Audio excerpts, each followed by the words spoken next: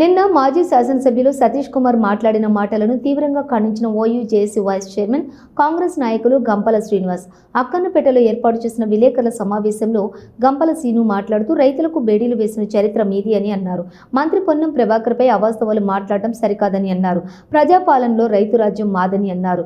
ఈ కార్యక్రమంలో అక్కన్నపేట మాజీ సర్పంచ్ ముత్యాల Sanjeeva Reddy, Bhaskar Nayak, Bandi Kumar, market committee directors Pattipaka Trimurthy, Baikani Srinivas, Karentothu Ravi, Akkannapeta మండల బీసీసీఎల్ అధ్యక్షులు చింతల బాలరాజు, ఎస్ఎస్ఎల్ అధ్యక్షులు బెజ్జంకి సారయ్య, జనగామ గ్రామ అధ్యక్షులు వల్లపు పరశురాములు, అంతకపేట గ్రామ అధ్యక్షులు కాస్యమైన రవి, అక్కన్నపేట గ్రామ శాఖ అధ్యక్షులు మల్లారెడ్డి, గొల్లకుంట గ్రామ శాఖ అధ్యక్షులు రాజిరెడ్డి, కొందనవానిపల్లె గ్రామ శాఖ అధ్యక్షులు లింగాల సారయ్య, మోత్కులపల్లి గ్రామ శాఖ అధ్యక్షులు కొలిపాక అశోక్, గండిపల్లె గ్రామ శాఖ అధ్యక్షులు బందారం శ్రీనివాసు, కాంగ్రెస్ కార్యకర్తలు తదితరులు పాల్గొన్నారు. తెలంగాణ రాష్ట్ర అవతరణ దినోత్సవం సందర్భంగా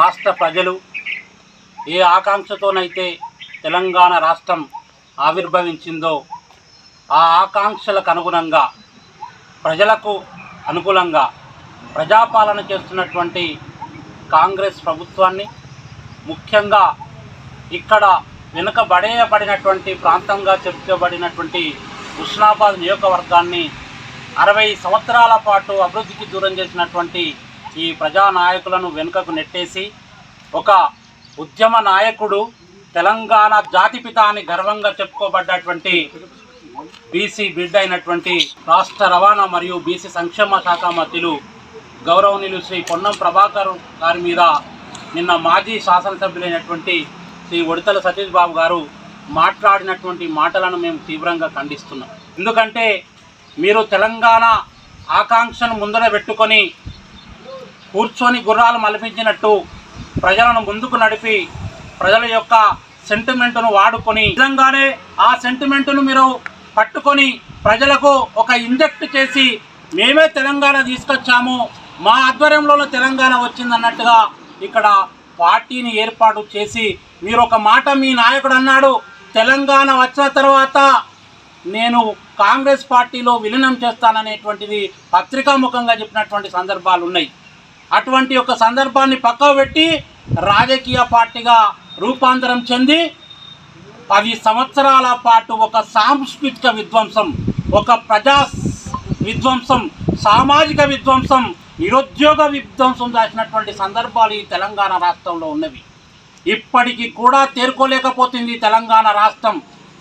అటువంటి సందర్భంలో నిజంగా ఎంతో కష్టపడి బడ్జెట్ లేకున్నా, పైసలు లేకున్నా ఒక ప్రజలు మన మీద నమ్మకం పెట్టుకున్నారు, అధికారం ఇచ్చిండ్రు, తప్పనిసరిగా మనము వాళ్లకు వెన్నుదన్నుగా నిలబడి వాళ్ళ ఆకాంక్షలకు అనుగుణంగా ప్రజాపాలనను తీసుకురావాలనేటువంటి ఉద్దేశంతో రాష్ట్ర క్యాబినెట్ మంత్రులు, ముఖ్యమంత్రి, అక్కడ ఉన్నటువంటి కేంద్రంలో ఉన్నటువంటి నాయకులు ప్రజలకు అనుగుణంగా పరిపాలన చేయాలని అభిప్రాయంతో ముందుకు సాగుతుంటే, అభివృద్ధి చేస్తుంటే ఓర్వలేక మీరు ఇక్కడ ప్రెస్ మీట్ పెట్టి అవాకులు చవాకులు పేలుతున్నారని ఈ సందర్భంగా తెలియజేస్తున్నాం. గౌరవ శాసనసభ్యులు గారిని మేము అడుగుతున్నాం, మీరే కదా 10 సంవత్సరాల పాటు ఈ హుస్నాబాద్ నియోజకవర్గాన్ని పరిపాలించింది. ఒక ఇంజనీరింగ్ కాలేజ్ కానీ, ఒక మెడికల్ కాలేజ్ కానీ, ఒక విద్యా సంస్థలు కానీ ఏమైనా తీసుకొచ్చినటువంటి పాపాన పోలేదే. ఎవరైనా అడ్డుపడ్డారా? ఇప్పుడు 24 గంటలు అహర్నిశలు కష్టపడుతూ ఈ ప్రజలకు నేను ఏమిచ్చి రుణం తీర్చుకోవాలనేటువంటి ఆలోచనతోటి ఆయన మంత్రి గారు అహర్నిశలు కష్టపడుతుంటే ఆ అభివృద్ధిని ఓర్చుకోలేక మీరు అవాకు చవాకు పెడుతున్నారా అని సందర్భంగా తెలియజేస్తున్నాం. ఇప్పుడు ప్రెస్ మీట్ మీరు పెట్టారంటే తప్పనిసరిగా ఈ హుస్నాబాద్ నియోజకవర్గాన్ని మీరు అభివృద్ధిని కోరుకోనట్టే అని సందర్భంగా తెలియజేస్తున్నాం. ఎందుకంటే ఒక మెడికల్ కాలేజ్ వచ్చింది, ఒక ఇంజనీరింగ్ కాలేజ్ వచ్చింది, ఒక ఇక్కడ ఉన్నటువంటి ఇండస్ట్రియల్ పార్క్ వచ్చింది.